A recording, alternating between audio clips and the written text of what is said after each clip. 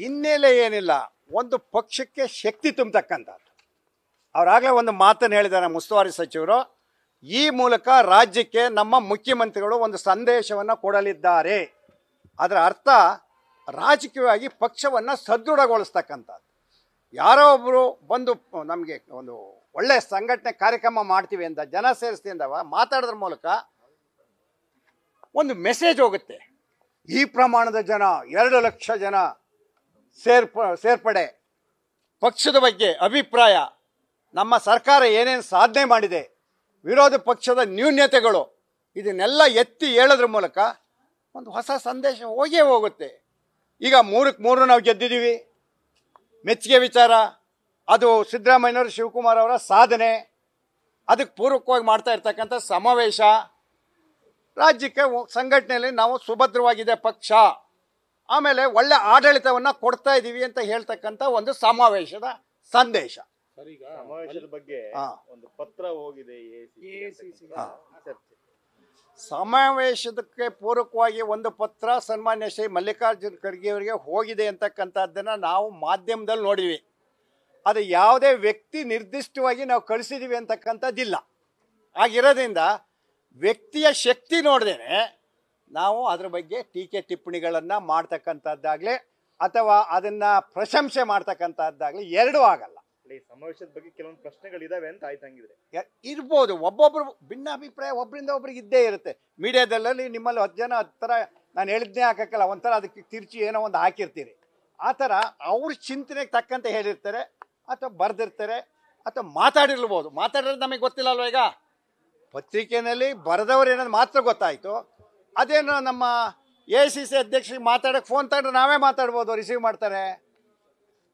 ಹಿಂದಿನಂಗೆ ಯಾರೋ ಅವರಿದ್ರು ಇವರಿದ್ರು ಅವ್ರಿಗೆ ಮಾತಾಡೋ ಫೋನೇ ತೆಗಿತಿಲ್ಲ. ಕರ್ನಾಟಕದಲ್ಲಿ ಯಾರು ಗೊತ್ತಿಲ್ಲ ಅಂತ ಹೇಳೋಂಥ ಪ್ರಶ್ನೆ ಏನಿಲ್ಲ. ಈಗ ಫೋನ್ ತಗೊಂಡು ಅವ್ರ PAಗೆ ನಾನು ಮಾತಾಡ್ತಾ ಇದ್ದೀನಿ ಅಂದರೆ ಇಸ್ಕೋತಾರೆ, ಕೇಳ್ಕೋತಾರೆ, ಸರಿಯಲ್ಲ ಅನ್ನೋದಾರು ಹೇಳ್ತಾರೆ. ನಿಮ್ಮ ಪ್ರಕಾರನೇ ಈಗ ಒಂದು ಪತ್ರ ಹೋಗಿದೆ AICC ಅಧ್ಯಕ್ಷರಿಗೆ ಅಂದರೆ, ಆದಮೇಲೂ ಸಮಾವೇಶ ನಡೀತಾ ಇದೆ ಅಂದರೆ AICC ದೃಷ್ಟಿಯಿಂದಲೂ ಸಮಾವೇಶ ಸರಿ ಇದೆ ಅಂತ ಅರ್ಥ. ಅದರಲ್ಲಿ DKC ಬೆಂಬಲಿಗರು ನಾವು ಪಕ್ಷದ ಚಿಹ್ನೆ ಬಳಸ್ತಲೇ ಮಾಡ್ತಾರೆ. ಪಕ್ಷದ ಚಿಹ್ನೆ ಬಳಸಿ ನಾನು ಹೇಳಲ್ಲ, ಇಲ್ಲಿ ಏನೋ ಒಂದು ಸೃಷ್ಟಿ ಭಿನ್ನ ಮತ ಮಾಡಲಿಕ್ಕೆ ಮಾಡ್ತಾ ಇರ್ತಕ್ಕಂಥ ಒಂದು ವ್ಯವಸ್ಥೆ. ಯಾರೋ ಒಬ್ಬ ಅವನವನ ಅಭಿಮಾನಿ ಬಿಟ್ಬಿಡಿ, ಬೇರೆ ಪಕ್ಷದವನು ಬರೆದ್ರೆ ಹೆಂಗಂತ ಬರೆದ್ಬಿಟ್ಟು ಅವ್ನು ವೈಟ್ನರ್ ಹಾಕಿ ಸಿಗ್ನೇಚರ್ ಇಲ್ಲದೆ ಮಾಡಿದ್ರೆ ಏನು ಅರ್ಥ? ಅದು 100% ಹೆಸರಿಲ್ಲ ಅಂದ್ಮೇಲೆ ಅದು ಇನ್ನೇನಂತ ಕರಿತೀರಿ ನೀವು? It is A fake. ಅವನು ಧೈರ್ಯಗಾರ ಆಗಿದ್ದರೆ, ಅಭಿಮಾನಿನೇ ಆಗಿದ್ದರೆ ಹೇಳ್ಕೋಬೇಕು ನೇರವಾಗಿ, ಹೌದಲ್ವಾ? ಮತ್ತು ಅವನಿಗೂ ಕೂಡ ಪಕ್ಷದ ಬಗ್ಗೆ ಆಗಲಿ ವ್ಯಕ್ತಿಗಳ ಬಗ್ಗೆ ಮಾತಾಡೋವಷ್ಟು ಧೈರ್ಯ ಇಲ್ಲ. ಅದಕ್ಕೆ ಎಲ್ಲ ಒಂದು ಫೇಕ್ ಲೆಟರ್ ಸೃಷ್ಟಿ ಮಾಡಿ ಕಳಿಸ್ಬಿಟ್ಟ, ಮಾಧ್ಯಮದ ಮೂಲಕ ಎಲ್ಲರಿಗೂ ಗೊಂದಲ ಸೃಷ್ಟಿ ಮಾಡಿದ. ಇಷ್ಟು ಬಿಟ್ಟು ಇನ್ನೇನಾರು ಇದೆ ಅನಿಸುತ್ತಾ? ನಿಮಗೆ ಗೊತ್ತಿರೋ ಹಾಗೆ ಸರ್ಕಾರದ ಕಾರ್ಯಕ್ರಮನ, ಪಕ್ಷದ ಕಾರ್ಯಕ್ರಮನ, ಅದಕ್ಕಾದ ಹೊರತಾದ ಕಾರ್ಯಕ್ರಮ.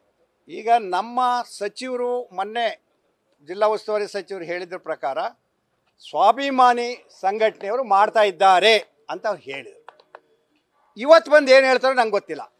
ಅವ್ರು ಏನು ಹೇಳ್ತಾರೋ ಸರ್ಕಾರದ ಒಂದು ಭಾಗವಾಗಿ ನಾವು ಅವ್ರ ಜೊತೆ ಕೈ ಜೋಡಿಸಿ ಸಕ್ರಿಯವಾಗಿರ್ತೀವಿ, ಹೌದಲ್ವಾ? ಈಗ ನಮ್ಮ ಜಿಲ್ಲೆ ಎಲ್ಲ ಸಿಕ್ಕಿಲ್ಲ, ಅದೇ ಹೈಲೈಟ್ ಆಗೋದು. ಗೊಂದಲ ಸಿಕ್ತವ್ರಿಗೆ ಹೈಲೈಟ್ ಹಾಕಲ್ಲ. ಸರ್, ಈಗ ಇಲ್ಲಿ ಜಿಲ್ಲೆ ನಾಯಕರಿಗೆ ಏನಂತ ಸೂಚನೆ ಕೊಟ್ಟಿದ್ದಾರೆ? ಉಸ್ತುವಾರಿ ಸಚಿವರು ಇರ್ಬೋದು ಅಥವಾ ಅವರೆಲ್ಲ ನಮಗೆಲ್ಲ ಹೇಳಿರೋದು, ಎಲ್ಲರೂ ಒಗ್ಗಟ್ಟಾಗಿ ಒಂದು ಸಮಾವೇಶನ ಮಾಡೋಣ, ಒಂದು ಮೆಸೇಜ್ ಹೋಗಲಿ, ಸಂದೇಶ ಇಡೀ ರಾಜ್ಯಕ್ಕೆ ಅನ್ನೋ ಮಾತನ್ನು ನಮಗೆ ಹೇಳಿ. ಎಲ್ಲರೂ ಕ್ಲಾರಿಫೈ ಆಗಬೇಕಾಗಿರೋದು, ಒಂದು ಸ್ವಾಭಿಮಾನಿ ಅಂದರೆ ಯಾರು, ಇನ್ನೊಂದು ಇದು ಪಕ್ಷದ ಕಾರ್ಯಕ್ರಮ. ಅವತ್ತೇ ಕೂಡ ಏನು ಇಲಾಖೆ ಕೆಲವು ಅಭಿವೃದ್ಧಿ ಕಾರ್ಯಕ್ರಮಗಳಿಗೆ ಚಾಲನೆ ಕೊಡ್ತಾವೆ, ಅದನ್ನು ಸ್ಪಷ್ಟಪಡಿಸಿ ಅಂತ ಕೇಳ್ತಾ ಇದ್ದಾರೆ. ಈಗ ಚಾಲನೆ ಕೊಡ್ತಾ ಇದ್ದಾರೆ ಅಭಿವೃದ್ಧಿ ಕಾರ್ಯಕ್ರಮಗಳಿಗೆ ಅಂತಕ್ಕಂಥ ಮಾತು ಹೇಳಿರೋದು ಇವತ್ತು ಫೈನಲ್ ಆಗುತ್ತೆ. ಯಾವ ಕಾಮಗಾರಿ ಏನು, ಯಾವ ಹಂತದಲ್ಲಿದೆ, ಏನು ಮಾಡ್ತಾ ಇದ್ದೀವಿ ಅಂತಕ್ಕಂಥದ್ದು ಆ ಕ್ಷೇತ್ರದ ಸೋತು ಗೆದ್ದಂಥ ವ್ಯಕ್ತಿಗಳ ಮೂಲಕ ಚರ್ಚೆ ಮಾಡಿ ಬರುತ್ತೆ ವಿಷಯ. ಇನ್ನು ಸ್ವಾಭಿಮಾನಿ ಸಂಘ ಅಂದರೆ ಯಾರು ಅಂತೇಳಿ ಮೊನ್ನೆ ಎಲ್ಲ ಬಂದಿದ್ದರು, ಮಳವಳ್ಳಿ ಶಿವಣ್ಣ ಮತ್ತು ಇನ್ನು ಆ ಸಮಾಜದ ಅಧ್ಯಕ್ಷರು ಅವರೆಲ್ಲ ಬಂದು ಸಂಘಟನೆಯಲ್ಲಿ ಏನು ಮಾತಾಡಿದ್ರು ಅವರು ಬಂದಿದ್ರು. ಯಾರು? ಯತೀಂದ್ರ ಅವರು. ಎಲ್ಲರೂ ಒಟ್ಟಿಗೆ ಸೇರಿಕೊಂಡು ವಿಶೇಷವಾದ ಅಭಿಮಾನ ಎಲ್ಲರಿಗೂ ಇರುತ್ತೆ. ಅವ್ರ ಸಮಾಜದವರೊಬ್ಬರು ಮುಖ್ಯಮಂತ್ರಿ 2 ಸಾರಿ ರಾಜ್ಯದಲ್ಲಾಗಿ 14 ಸಾರಿ ಬಡ್ಜೆಟ್ ಕೊಟ್ಟು ಇಷ್ಟೊಂದು 5 ಏನು ಇದು ಇದೆಯಲ್ಲ ನಮ್ಮ ಗ್ಯಾರಂಟಿಗಳು ಇವತ್ತಿನವರೆಗೂ ನಿರಂತರವಾಗಿ ಅನುಷ್ಠಾನ ಮಾಡ್ಕೊ ಬರ್ತಾ ಇದ್ದಾರಲ್ಲ. ಊಹಾಪೋಹಗಳು ಭಾಳಷ್ಟು ಬಂದು ಇಲ್ಲ ಅದು ನಿಲ್ಲಿಸ್ತಾರಂತೆ ಇದು ನಿಲ್ಲಿಸ್ತಾರಂತೆ ಹಂಗೆ ಮಾಡ್ತಾರಂತೆ ಅಭಿವೃದ್ಧಿ ಇಲ್ಲ. ಆದ್ರೆ ಒಂದು ಬದ್ಧತೆ ಇದೆಯಲ್ಲ, ಆ ಬದ್ಧತೆಯನ್ನು ಇಟ್ಕೊಂಡು ಅವನ್ನೆಲ್ಲ ಮುಂದುವರಿಸಿರೋದ್ರಿಂದ ಎಲ್ಲೋ ಒಂದು ಕಡೆ ಒಂದು ಸಂದೇಶ ಜನಸಾಮಾನ್ಯರಿಗೆ ಹೋಗ್ತಾ ಇದೆ ಅನ್ನೋದನ್ನ ಗಟ್ಟಿಗೊಳಿಸೋದು. ನ್ಯೂಸ್ ಫಸ್ಟ್ ನಿರ್ಭೀತಿಯಿಂದ ನಿಮ್ಮ ಪರವಾಗಿ.